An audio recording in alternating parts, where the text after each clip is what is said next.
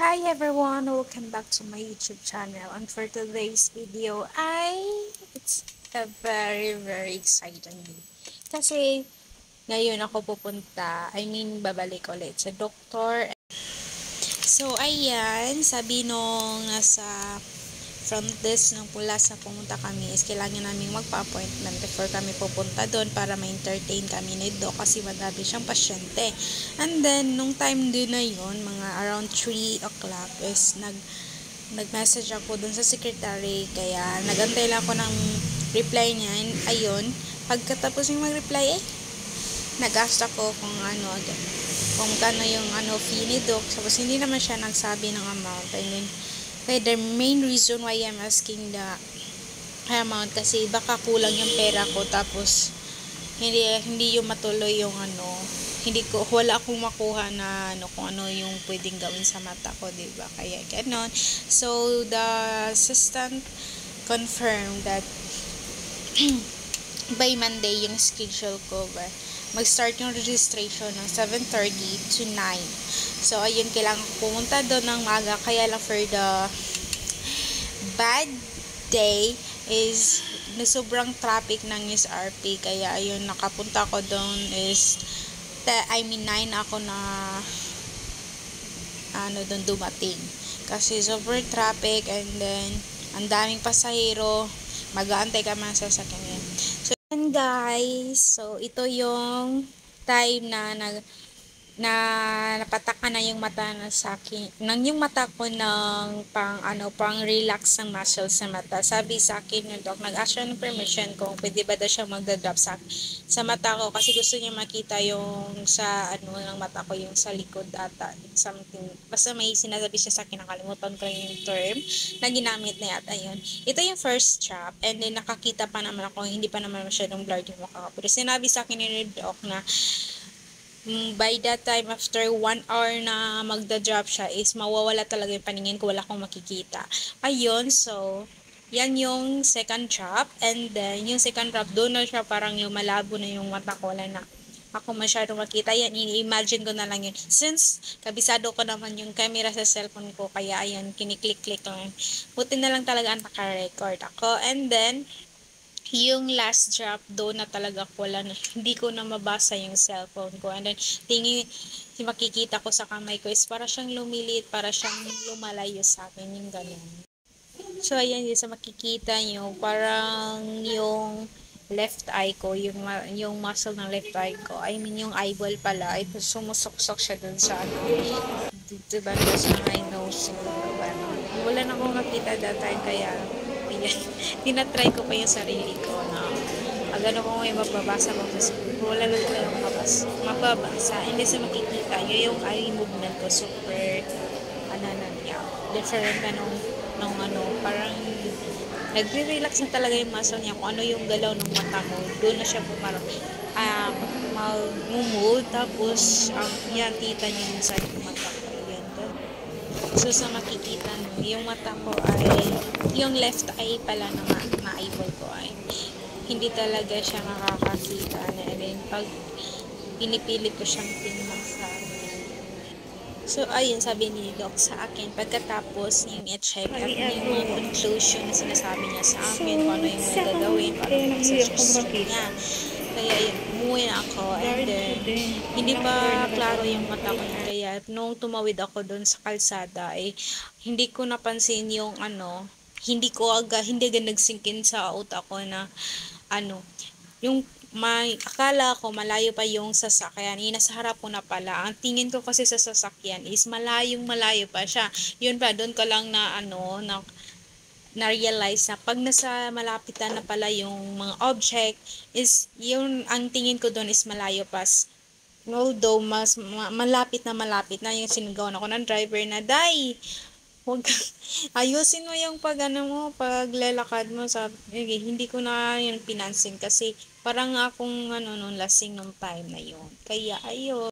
So ayan, since nung time na yun, wala pa akong kain na kahit na kaya duman ako sa Jollibee, kumain ako pero wala akong makita. Ini-imagine ko lang yung pagkain ko. Tapos nung nag-order ako na parang nag-aak lang ako ng I'm normal. Parang hindi Pero ang nakikita ko talaga ay super sira talaga ng paningin ko. Wala akong makita na maayos yung ganun. Pagkatapos kong maglakad, maglakad, kumain, is naglakad na ako papunta kay mama. Kasi hindi ko na talaga matiis yung sakit ng mata ko dahil sa init, tapos naluluha pa siya. Tapos ayan, habang naglalakad ako ay nakapikit ako. Tinitingnan, ina-open ko lang yung mata ko pag hindi siya ganun katagal, parang seconds lang inopen ko, tapos yan nakaano lang ako, nakapikit lang kasi super sakit ng init, grabe, hindi ko yun na-expect na ganun palagi yung magiging resulta. Ang sabi lang sa akin ng doc na magiging blurred yung mata ng paningin ko, tapos pag hapon na babalik naman din yung paningin ko, pero parang ano bang oras yan, time na yan, 12, tapos sabi ko, hindi ko na kayang mag-commute, kaya yun napag-desisyonan ko na pumunta na lang ako kay mama at doon muna ako magpapahinga for the meantime, hanggang magbabalik unti-unti yung paningin ko, diba? So, ayan, sa makikita nyo, para akong lasing dyan na hindi nakainom, yung feeling na gano'n. So, ayun, so sad. So, ayan guys, advice ko lang sa mga natural eyes dyan. Hindi siya natural. Yung mga walang hindi kagaya sa akin. Please take care of your eyes kasi yung time na yon super nahirapan ako kahit parang pag nag-eye mask, nag-relax na yung muscle ko. Super hirap pag hindi ka na makakita. So, hanggat clear pa yung vision niyo, please take care of your eyesight kasi yun lang talaga yung nagbibigay, yun lang talaga yung magiging natin, yung puhunan natin sa lahat ng gagawin natin every day para tayo ay mabuhay. So ayan, yan lang muna sa kayan, and then for the updates, sabi naman sa akin ni Doc, ready na daw ako magpa-opera. Yun yung conclusion niya. Opera. Pag ready na daw ako magpa-opera, magpa-appointment ako doon. And then, kaya yun yung problema ko. Kasi sabi ko, Doc, pwede bang doon na lang ako sa public hospital magpa-opera? Kasi yun sabi niya sa akin, magpa-appointment ka ulit dito at doon natin pag-desisyonan. Kasi, hindi ko kaya talaga yung price na sinabi sa akin ni Doc. Kasi sabi ko sa Dok, mga magkano po pala yung magastusin pag magpapa-opera? Sis, be, hindi nakakalahati sa 1 month o sa 1 year na salary ko. Hindi siya naka 1/4 na eh. Super mahal at hindi ko ma-imagine.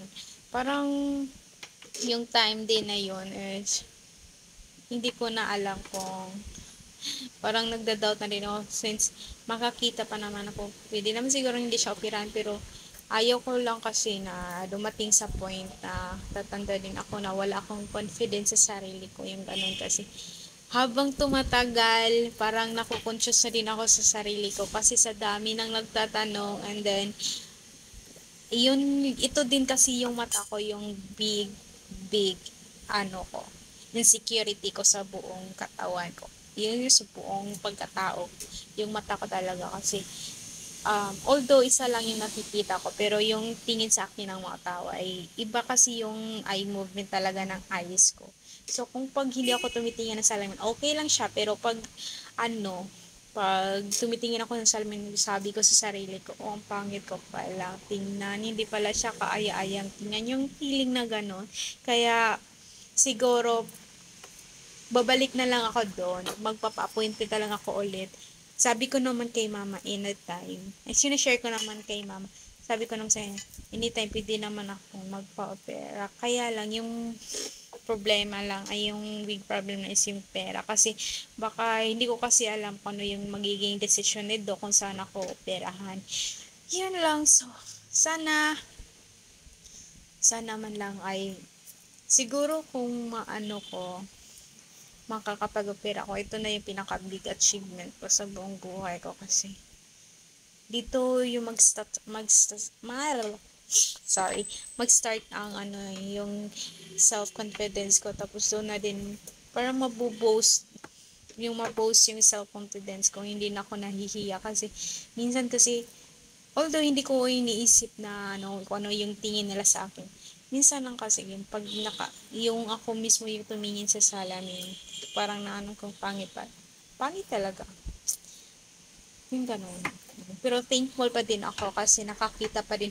Yung pala ng mata ko, yung right eye ko is 20/20 vision pala ako. So, very good.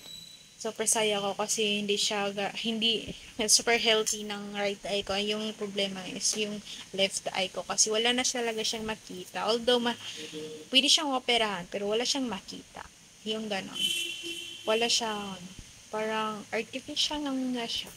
Display lang. Pero okay lang sa akin kahit display. Basta maayos lang siya. Diba? Para makagain lang ako ng self-confidence. Kasi yung kinuha ko pa naman na kurso ngayon is education. So, when we say education, so we are exposed to public. Ganon. Yung tapos, hindi ko naman yung mapipleasing lahat ng tao na ganito, ganyan. So, ayan lang. Gusto ko lang din. Yan lang. So, please enjoy watching for the rest of the video, guys. Oh my god, this is the saddest thing that I've ever experienced in my whole life. Ay! Hi everyone! Medyo okay siya, pero hindi pa talaga siya okay kasi. Para alam niyo yung, alam niyo yung ilaw na may tama. Yung on off, parang ganun yung nakikita ako magla-light siya tapos mag-dark, light. Ano ba yan? Tapos, pag may sikat ng araw, tawag ganito, yung ganito, wala talaga akong makita.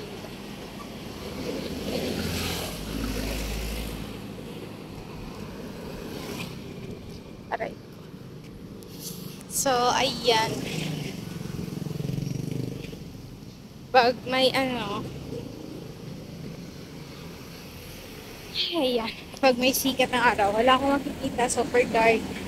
Tapos, pinacover ko lang siya gano'n para may shadow. Para makita ko yung daan.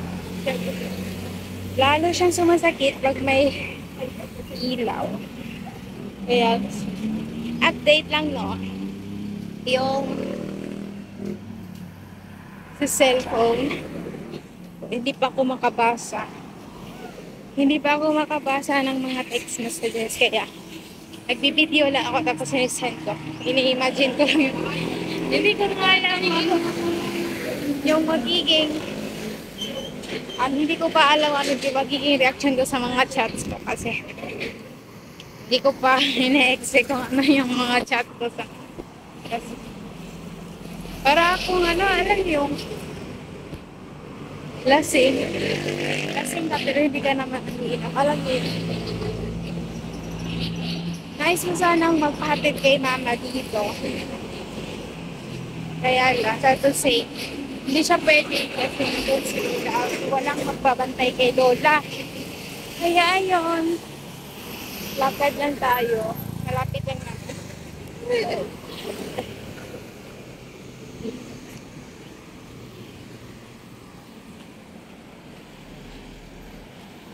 Ayan, so bye-bye. See you later, guys. So, this time, okay na yung paningin ko kasi hindi na siya masyadong mainit. So, hindi na masakit yung mata ko. And then, that's all for today's. Thank you for watching, everyone. Please like and subscribe. Bye!